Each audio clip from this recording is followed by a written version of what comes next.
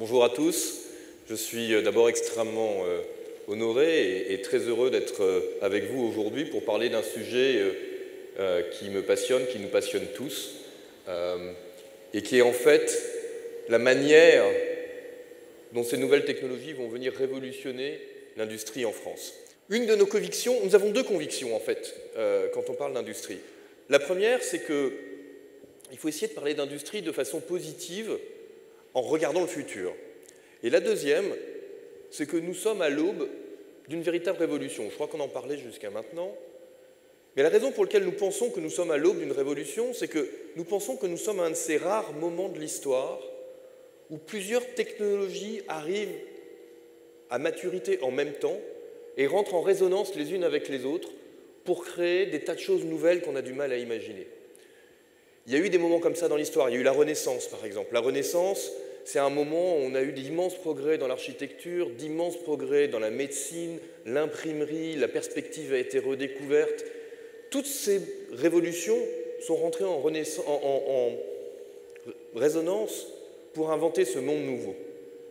Et nous pensons que nous sommes, dans le monde industriel, mais aussi au-delà du monde industriel, à l'aube de cette révolution. Alors pourquoi est-ce que nous pensons ça? On parle de vague technologique. Pourquoi est-ce que nous pensons ça? Parce que nous pensons qu'en fait, il y a une douzaine de ruptures technologiques fondamentales qui sont en train d'impacter nos vies. Une douzaine, ça fait beaucoup. On arrive à comprendre chacune d'entre elles, on a un petit peu de mal à comprendre la manière dont elles vont se croiser et se féconder les unes les autres. Alors, ces ruptures technologiques, quelles sont-elles? Il y en a un certain nombre que vous connaissez. En fait, elles sont déjà dans nos vies de tous les jours. L'Internet des objets, l'Internet mobile, le cloud, une révolution fondamentale dans le monde de l'informatique et de la gestion de l'information. En réalité, c'est déjà là. Et donc, il y a une première vague de rupture technologique qui est déjà en train de modifier nos vies. Derrière, il y a une deuxième vague qui est en train de se préparer. Des choses autour de la robotique, on en parle évidemment aujourd'hui, mais également des choses autour de l'automatisation des métiers du savoir. Vous savez que jusqu'à maintenant, on a plutôt automatisé les tâches répétitives. On est maintenant en train d'automatiser plutôt les tâches cognitives, les métiers du savoir. Mais également une révolution très importante dans le stockage de l'énergie, dans l'émergence de nouvelles formes d'énergie. Les hydrocarbures non conventionnels sont une réalité qui change là aussi nos vies, ou tout au moins le prix de l'énergie sur les marchés. Les énergies renouvelables qui arrivent à des niveaux de prix compétitifs maintenant avec les énergies plus classiques, mais aussi l'impression 3D qui modifie profondément l'équation industrielle. Nous avons une deuxième vague de rupture technologique qui arrivera à maturité plutôt dans 5 ans. On la voit bien aujourd'hui arriver, mais on la voit plutôt atteindre son apogée d'ici 5 ans. Et puis derrière, il y a encore une troisième zone, une troisième vague d'innovation technologique qui va arriver avec des choses comme les véhicules autonomes, par exemple, la génétique de nouvelle génération, qui va venir, qui est aussi là en train de s'amorcer, mais qui viendra atteindre son apogée encore un petit peu après, plutôt dans 8 ans, dans 10 ans. Et en fait, la combinaison de ces trois vagues va changer complètement nos vies, va changer notre industrie et offre à l'industrie française et des territoires comme Saint-Quentin l'opportunité de reprendre l'avantage dans la compétition mondiale. Alors, face à ces technologies, on s'est posé la question de est-ce que c'est important ou pas? Parce que tout le monde en parle, mais au fond, on voit passer relativement peu de chiffres, relativement peu d'ordre de grandeur, relativement peu d'implications sur où est-ce que ça va changer les choses ou pas. Au fond, si on réfléchit, ces ruptures technologiques vont quand même fondamentalement changer l'industrie. Vous savez, l'industrie, d'un côté, c'est très compliqué, d'un autre côté, c'est pas très compliqué. Qu'est-ce qu'il faut pour faire de l'industrie? Il faut du capital, du travail, de l'information et de l'énergie, dans des formes variées et diverses. Mais à la base, c'est les 4 éléments de l'équation économique de l'activité industrielle. Ce qui est intéressant de voir, c'est que ces ruptures technologiques atteignent chacun de ces 4 facteurs. Et c'est pour ça que c'est une véritable révolution qu'on a devant nous, c'est qu'il n'y a pas un seul élément de l'équation économique de l'industrie qui n'est pas touché. Évidemment, ça ouvre des champs complètement nouveaux, ça fera peut-être aussi disparaître certains pans d'industrie, mais ça ouvre des champs nouveaux et des opportunités nouvelles. Alors, une fois qu'on a constaté ça, on s'est dit, d'accord, mais ok, ça a l'air important. Ça a l'air important, puisque ça touche tous les facteurs. Mais de combien c'est important? Est-ce que c'est vraiment important? Qu'est-ce que ça peut faire? On s'est rendu compte d'une chose, c'est qu'en fait, si notre industrie en France est capable de se saisir de ces ruptures technologiques, on est capable de retrouver des gains de productivité équivalents à ceux qu'on avait pendant la décennie des années 90. Vous savez qu'en fait, la productivité, les gains de productivité, c'est un peu la mesure de la création de richesse dans l'industrie, puisque qu'est-ce que ça veut dire être plus productif? Ça veut dire créer plus d'objets, ou des plus beaux objets, ou des objets qui ont plus de valeur, avec moins de ressources. Donc c'est le mécanisme fondamental de création de richesse, puisque j'arrive à faire quelque chose de mieux en consommant moins. Et donc, la mesure du gain de productivité, c'est en fait la mesure de la vitesse à laquelle je crée ces richesses. Si on regarde un tout petit peu l'histoire économique de la France, dans les années 90, nous avions des gains de productivité dans l'industrie un peu au-dessus de 3,5% par an, mesurés par l'INSEE tous les ans, etc. Un petit peu au-dessus de 3,5% par an. Si on regarde ce qui s'est passé dans la décennie suivante, la décennie des années 2000, marquée évidemment par les crises que l'on a connues, les gains de productivité se sont ralentis. C'est-à-dire que le rythme à laquelle on est capable de créer plus de richesses s'est ralenti, en dessous de 3%. Et ça, évidemment, on l'a tous senti passer. Si on est capable, on a fait quelques simulations, on s'est dit en fait, regardons qu'est-ce que ces ruptures technologiques vont être capables de faire, aussi bien sur les objets qu'on pourrait créer que sur la manière de produire. Et si on est capable de s'emparer de ces ruptures technologiques, nous pensons en fait que notre industrie, nos filières industrielles, peuvent revenir à des gains de productivité entre 3,5 et 4% par an. En fait, les simulations qu'on a faites, à condition évidemment, là encore, de prendre l'ensemble et de se saisir de l'ensemble des opportunités, flirtent avec le 4%, ce qui est beaucoup. Ce qui est beaucoup et plus que dans le passé. Et donc on a un véritable enjeu devant nous, l'opportunité de créer de la richesse pour l'ensemble des gens qui y participent, et donc une véritable révolution qui peut nous profiter. Alors, une fois qu'on s'est dit ça, on s'est dit, d'accord, très bien, mais comme toujours quand il y a une révolution industrielle, tout le monde ne va pas en profiter de la même façon. Il y a certaines filières qui vont plus en profiter que d'autres, certaines filières qui vont être affectées par plus de ruptures technologiques que d'autres. Il y a peut-être des filières d'ailleurs qui vont plutôt être affectées négativement par ces ruptures technologiques. Et donc on s'est dit, où est-ce que la création de valeur, où est-ce que la création de richesse va se concentrer? Et pour essayer de comprendre ça, et en fait vous le voyez sur l'écran, nous pensons qu'il y a en fait 7 filières industrielles dans le monde, dans l'industrie française, qui va en fait concentrer la plus grande partie de la création de richesse créée par ces révolutions technologiques. Alors, pour ce faire, qu'est-ce qu'on a fait? On a fait, vous savez, on est des consultants, donc on aime bien faire des matrices et des schémas un petit peu compliqués, on ne peut pas s'empêcher. Et du coup, qu'est-ce qu'on a fait? On a essayé d'un côté de prendre les différentes filières industrielles et d'un autre côté de prendre les différentes ruptures technologiques et de se dire, qu'est-ce qui va avoir de l'importance où? Où est-ce que je vais pouvoir créer plus d'output? Où est-ce que je vais consommer moins de travail et de matières premières et d'énergie? Et en fait, quand on fait ça, on se rend compte qu'il y a 4 ou 5 grandes filières industrielles, l'agroalimentaire, l'aéronautique, l'automobile, puis la santé, qui vont en fait être très positivement impactées. C'est-à-dire qu'on a fait ce que vous faites dans votre vie de tous les jours de chef d'entreprise, c'est-à-dire qu'on a fait une espèce de business plan de l'industrie française, si vous voulez, sans les ruptures technologiques, un peu en tendance. Et puis ensuite, on s'est dit, si on ajoute ces ruptures technologiques au-dessus, qu'est-ce que ça permet de faire en plus? On a refait une simulation, et ce qu'on mesure, c'est la différence des deux. Et la différence est concentrée dans ces 4 à 5 filières industrielles.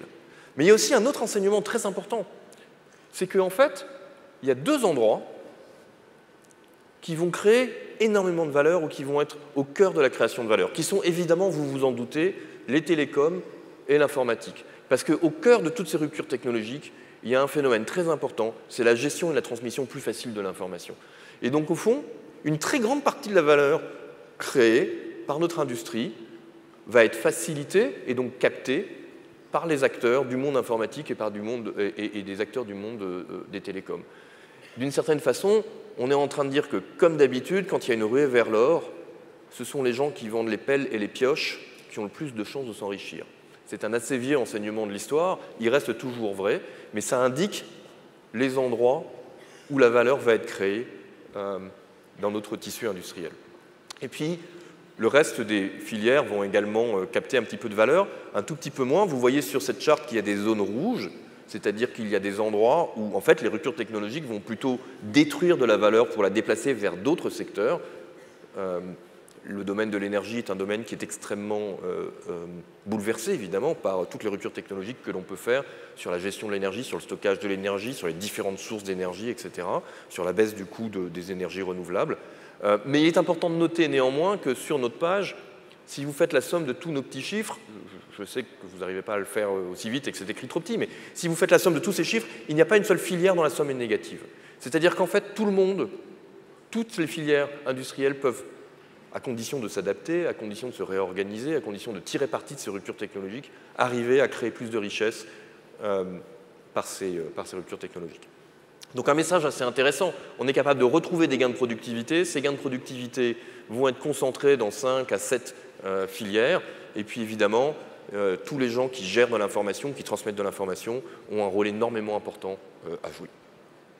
Alors, quelques exemples, je ne vais évidemment pas parler de robotique ici, c'est évidemment au cœur de toute cette révolution, vous allez en parler pendant 2 jours, vous êtes d'ailleurs beaucoup plus compétent que moi pour en parler. J'aimerais juste toucher 2 mots de l'impression 3D. L'impression 3D, c'est une véritable révolution pour l'ensemble du monde industriel.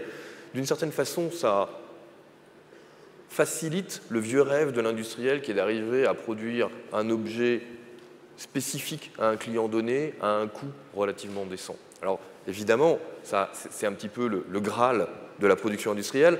Ce qu'il faut voir, c'est que ça modifie absolument toutes les étapes du monde industriel. Ça modifie la R&D parce que ça permet de faire des prototypes beaucoup plus vite. Ça modifie la supply chain parce que ça permet de stocker du tonnerre, si vous voulez, ou de ce qui va servir à imprimer plutôt que de stocker des objets, et donc d'être beaucoup plus souple sur la manière de faire sur la supply chain. Ça modifie complètement les chaînes de production puisque ça permet de customiser des objets en petite série. Évidemment, on ne parle pas d'utiliser l'impression 3D en grande série, mais ça permet de customiser en fait des objets en petite série. Ça permet aussi d'éviter les rebuts, puisqu'en fait on ne met dans l'objet que le matériau dont on a besoin, plutôt que c'est additif, plutôt que d'être soustractif, et donc ça permet de réduire les déchets. Et puis en fait ça a une implication énorme, c'est que ça modifie complètement la frontière entre les produits et les services. On ne sait plus très bien, puisque l'objet est produit sur demande et probablement après l'acte d'achat, on ne sait plus très bien où est la frontière entre est-ce qu'une prestation faite avec une imprimante 3D, est-ce que c'est un produit, est-ce que c'est un service, est-ce que c'est un mélange des deux. On est en fait au cœur d'une véritable révolution où l'ensemble des deux se mélange. Alors, ce qu'il faut voir aussi, c'est que toutes ces révolutions technologiques vont modifier nos modes de production et vont modifier en fait l'architecture des réseaux de production dans nos industries. Il est très probable qu'on va s'orienter vers des réseaux d'usines assez différents de ce qu'on connaît aujourd'hui. Et quand on essaye de réfléchir à ce que pourrait être le réseau d'usines de demain, on voit 3 ou 4 types d'usines différentes qui pourraient exister. D'abord, il y aura très probablement des usines qui existent déjà, en réalité, dans de nombreuses industries, des usines assez grandes, où on maximise les effets d'échelle pour réduire les coûts, de produits semi-finis. On n'ira pas jusqu'à la fin du produit, mais on produira probablement des composants ou des produits semi-finis. Et ces grandes unités mondiales seraient en fait complétées par des réseaux d'usines beaucoup plus proches des marchés, beaucoup plus proches de la demande des clients, où on customiserait, où on assemblerait ces composants, où on customiserait ces produits semi-finis, de façon à les rendre très adaptés à la demande des clients au moment où ils en ont besoin.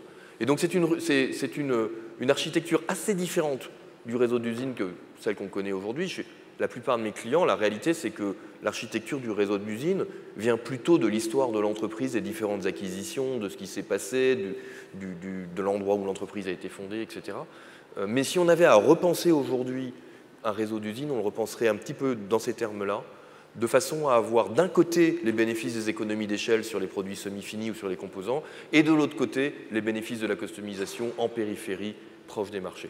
Et puis, dernier point, un point très important, un concept un peu nouveau, la création d'usines mobiles Certains parlent d'usines container, c'est peut-être un tout petit peu un petit peu réducteur, mais d'usines mobiles capables d'aller exploiter un marché à un moment donné pour une période relativement limitée et ensuite capables de repartir ailleurs. Ces usines mobiles peuvent être utiles pour, par exemple, exploiter des demandes temporaires dans un domaine donné, ou encore pour faire face à des risques géopolitiques si on pense qu'il est trop instable de faire trop d'investissements dans un endroit donné, mais qu'on veut tout de même commencer à profiter d'un marché et établir sa présence.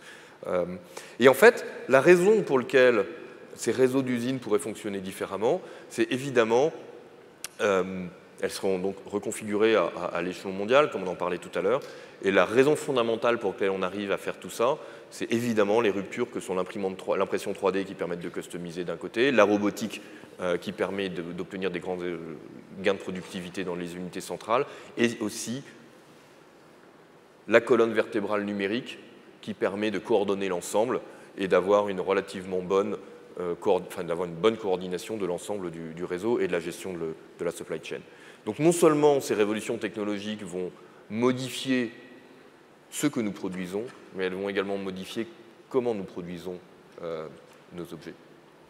Alors, quand on regarde tout ça, on se dit en fait, qui va gagner, qui va perdre? On a un petit peu parlé de filière, mais il est aussi important de se poser la question des acteurs. Et point très important, nous semble-t-il, c'est qu'un très grand nombre de batailles industrielles vont s'amorcer. Je vais vous donner quelques exemples. Prenons par exemple quelque chose qui va fondamentalement changer nos vies, qui sera probablement une réalité de la vie de tous les jours d'ici une quinzaine d'années, peut-être une dizaine d'années, les véhicules autonomes. Qui va véritablement gagner de l'argent dans les véhicules autonomes? Le débat est largement ouvert et la bataille est amorcée, mais elle est loin d'être finie. Est-ce que ça va être le constructeur automobile parce qu'il va être capable de vous faire une meilleure voiture qu'un autre et donc vous serez prêt à payer un prix plus élevé? Est-ce que c'est plutôt le fournisseur du cerveau de cette voiture, donc plutôt un équipementier, ce qui va fournir le calculateur et qui va être capable, parce que ce calculateur va faire la différence de la qualité de la voiture, d'empocher en fait le surprix que vous allez payer? Est-ce qu'au contraire, c'est le consommateur qui va gagner de l'argent? Parce qu'au total, la voiture autonome, elle ne sera pas plus chère qu'une voiture d'aujourd'hui. Et en fait, tout ce gain technologique qui lui aura été retransmis sans augmentation de prix, et donc finalement, c'est le consommateur qui empochera les bénéfices. Est-ce que c'est l'éditeur de logiciels qui fait le codage qui va gagner de l'argent là-dedans? Ou est-ce que c'est le systémier informatique qui va gérer l'ensemble de l'infrastructure qui va arriver à gagner de l'argent? Tout ça n'est évidemment pas clair aujourd'hui, mais on voit bien que ça pose des tas de batailles stratégiques et que pour l'ensemble des acteurs, arriver à comprendre comment se positionner et comment positionner sa proposition de valeur est très important. Et évidemment, des exemples comme ça, il y en a plein. On a parlé de l'impression 3D. Qui va gagner de l'argent dans l'impression 3D? Est-ce que c'est la personne qui fait les objets, qui rend le service, qui fait l'imprimante, qui fait le matériau, le chimiste? La bataille, là aussi, est très ouverte. Et on a énormément d'exemples d'endroits où la réflexion stratégique va être absolument critique parce que la bataille industrielle va être terrible pour arriver à capter cette valeur nouvelle qui a été créée. Alors, avant de terminer, j'aimerais attirer votre attention sur deux points. Le premier, c'est que toutes ces révolutions technologiques n'arrivent à créer de l'argent et n'arriveront à enrichir nos industriels, leurs actionnaires, leurs employés, qu'à condition d'être capables de la monétiser. Et ça, en fait, on se rend compte qu'il y a deux dangers très importants auxquels il faut faire attention. Le premier, c'est que, effectivement, quand on regarde dans nos simulations, la marge d'exploitation des entreprises devrait arriver à augmenter. Pourquoi? Parce qu'ils produisent des objets de meilleure qualité, qu'ils vendent plus cher, ils arrivent à les produire moins cher. Mais ça suppose d'être capable de monétiser l'innovation. Vous allez me dire que c'est une évidence, et je vais vous dire qu'une télévision LCD que vous achetez aujourd'hui, une télé plate, vaut moins cher que son équivalent à tube, donc avec l'ancienne technologie, d'il y a 15 ans. Et donc en fait, toute l'innovation technologique, tout le gain de l'innovation technologique a été donné aux consommateurs. Et donc ni les employés, ni les actionnaires des électroniciens qui font ces télévisions n'en ont véritablement profité.